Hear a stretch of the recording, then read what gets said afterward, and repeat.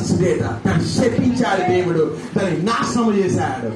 ఓ మా చూసారు, మీకు అర్థమవుతున్నాడు? ఎప్పుడైతే తన స్కీమ్ ని ప్రవేశపెట్టాడో, ఎప్పుడైతే ఆ యొక్క తన యొక్క ప్రణాళికలను ఐగుప్తు దేశంలో ప్రవేశింపజేశాడో, దేవుడు ఏం చేశాడు? చివరిలో నాశనం చేశాడు, శపించాడు.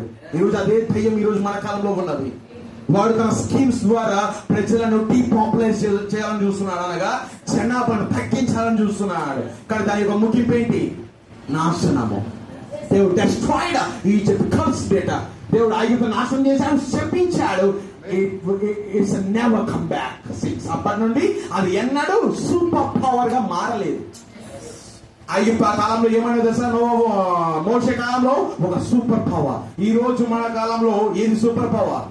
అమెరికా మహా గొప్ప అధికారము ఇప్పుడు అది. కానీ ఆ కాలంలో ఏది అత్యంత గొప్ప దేశము? ఐగుప్తు. కానీ దేవుడు దాన్ని నాశనం చేసినప్పుడు అది మళ్ళీ ఎన్నడూ కూడా సూపర్ పవర్ గా మారలేదు. ఈ రోజు వరకు కూడా ఐగుప్తు అనే సూపర్ పవర్ కాదు. ఏమన్నా మీ అందరికి అర్థమవుతుంది?